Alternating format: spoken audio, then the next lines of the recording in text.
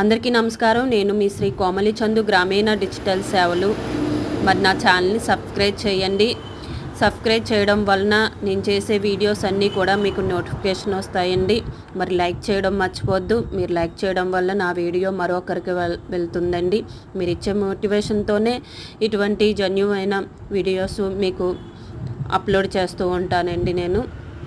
మరి ఒక 2 ముఖ్యమైన అప్డేట్తో మీ ముందుకు వచ్చానండి. ఒకటి, ఆటో డ్రైవర్స్కు త్వరలోనే 10,000 చొప్పున వేస్తామని గవర్నమెంట్ చెప్తున్నారండి.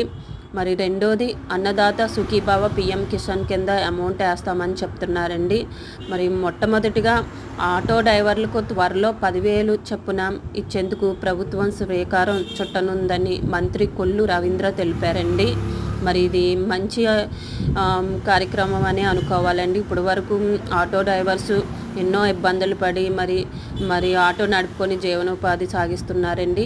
మరొకటిది, అన్నదాత సుఖీభావ పిఎం కిసాన్ కింద 3 విడతల్లో రైతులకు 20,000 అందజేస్తామన్నారండి. తొలి విడత కింద త్వరలో 7,000 చొప్పున చెల్లిస్తామంటున్నారు. కూటమి ప్రభుత్వం ఏర్పడ్డాక రాష్ట్రానికి 10 లక్షల కోట్ల పెట్టుబడులు వచ్చాయి అన్నారండి. రాష్ట్రం నుంచి వెళ్ళిపోయిన చాలా సంస్థలు తిరిగి వస్తున్నాయి అంటున్నారండి.